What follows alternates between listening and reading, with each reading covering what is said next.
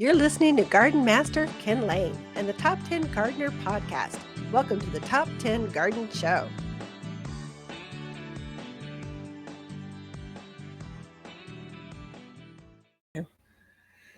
All right, so we are back with Lisa Lain in the studio. She comes each week with your garden questions. Just what are your neighbors talking about?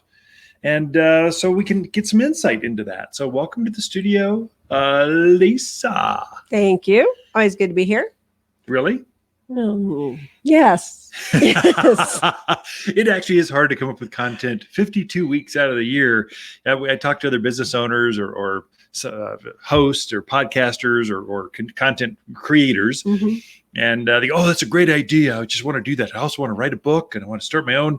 Yeah, it sounds really good until you have to actually do it every week, coming up with original, entertaining, insightful, knowledgeable type of content. And so gardening is actually easier than ever. I mean, I can imagine doing insurance, attorneys, accountants, actuaries, yeah. Anyway, so this is garden questions. So what do we got? Anything interesting going on with the monsoon rains? Well, sure. They're always interesting, right? Right? Yeah. Well, sometimes they're more interesting than we others. do. Since we've had that moisture, we have a lot of weird weeds and vines and things growing that we probably didn't have last year because they just kind of sat dormant in the ground because there wasn't enough moisture to get them going. But this year we have stuff going. So the weeds are coming out in full force. That's for sure. But Marty has a weed growing in her yard that looks very similar to morning glory, but a little bit smaller. She wants to know, can I just let it grow? It looks kind of pretty. Yeah. Or is it something I should take care of? Yeah, you should take care of that. So it is a morning glory. We call it wild morning glory, I'm guessing. Now, there is actual morning glory. It grows here. Now, we're not allowed to sell the seed because if cattle eat morning glory, they stop eating. They stop gaining weight. Ranchers just outlawed morning glory, selling morning glory seed here in the state of Arizona 100 years ago. So, but you can still find it from a friend. There's still ways to find it. So there's always a black That's market. One with a great big blue flower, purple flower. Right. And so there's a cousin to that called wild morning glory that is much more aggressive and it climbs up. It's also called choke weed. It chokes out corn, chokes out your vegetables, chokes out your flowers, chokes out, if you stand still long enough, it'll choke you out.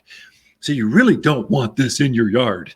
And it's an annual. It comes back by seed every year. And so it's the rains are kind of what started. So I'm sure I've seen a little bit showing up here, but it'll climb up fences, form a seed, and then spew it all over the yard. And so it's very insidious. So you really don't want this in your yard. So kill it.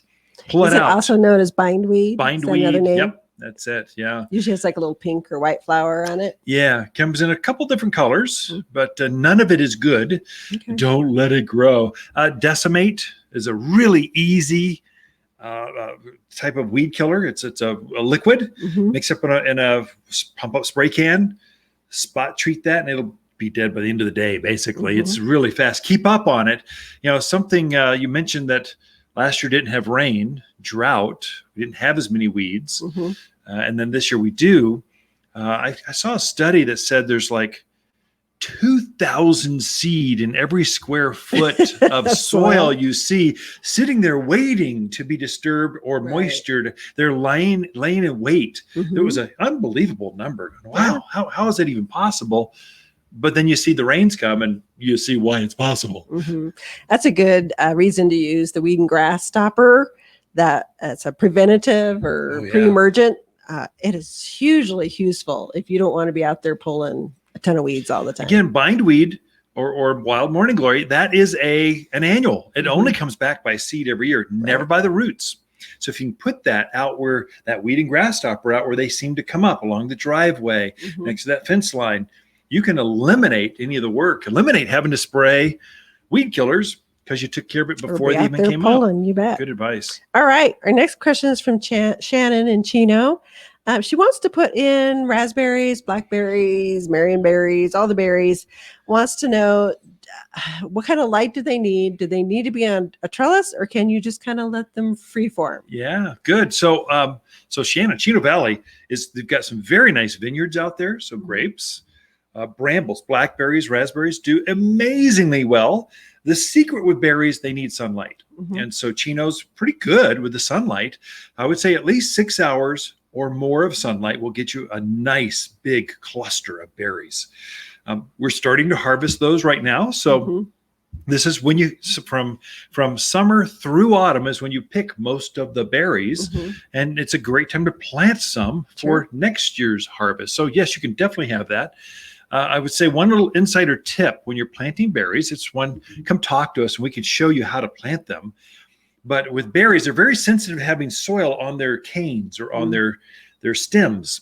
Don't let any soil touch that when you're planting them, or they will crown rot or stem rot in the garden. So they can come back from the roots, but hey, why do that? You have this beautiful plant you bought from the nursery. You want it to live and thrive and grow. And then trellis or not to trellis, fence or not to fence.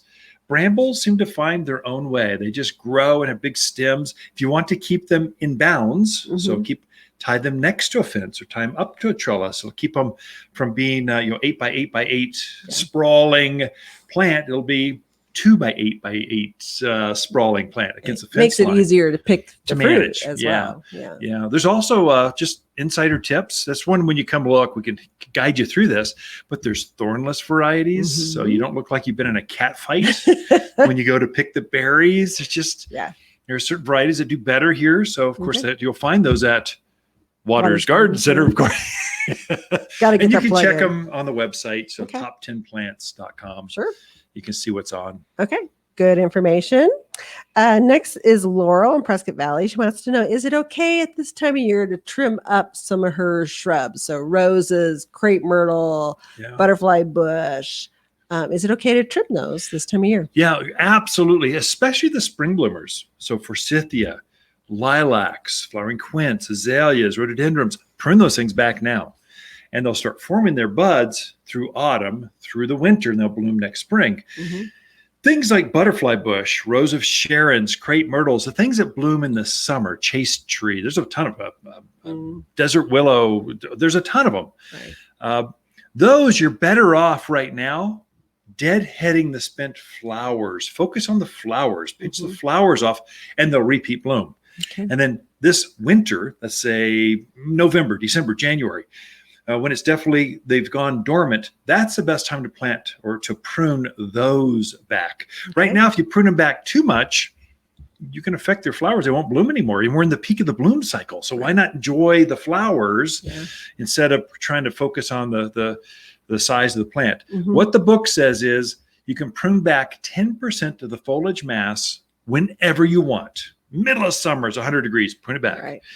The heavy pruning on summer blooming things are done in the winter. So you can prune up to a third of that foliage, a third of the plant, just whack it right back down in winter. The spring bloomers, you're really pruning a third of the foliage mass, really cut it back. Let's see, a lilacs, it's really gone berserk, too big. You can prune it back now. So really May, June is ideal, but hey, it's July, go for it. Okay. I think we got time to sneak one more in. So David had a beautiful maple that was slammed by all the hail. Oh, no. To the point that it even took bark off the branches and stems. Wants to know, that's hard. Boy, is it going to make it with that kind of, damage to it? And then just what things should he be looking out for? So what you do, so the hail really took out portions, and we're seeing pockets of hail all around the county, really.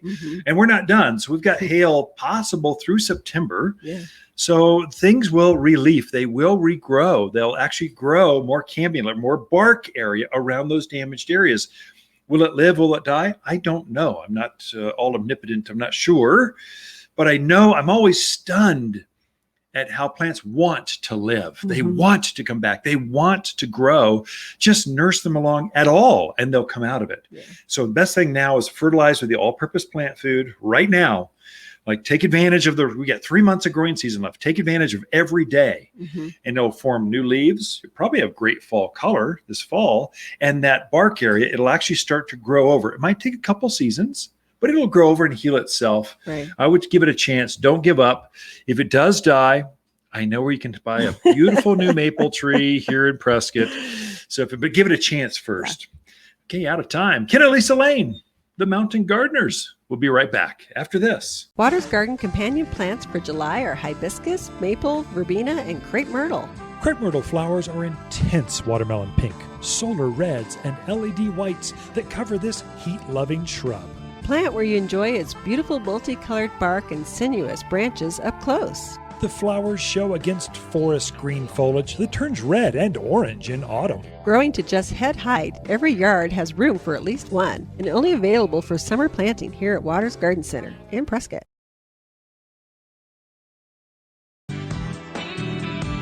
You're listening to Ken Lain, aka the Top 10 Gardener. Ken can be found throughout the week in Prescott at Waters Family Garden Center. Listen daily as he answers the top 10 questions of the week, streaming on Apple, Google, Spotify, or wherever you download your podcasts.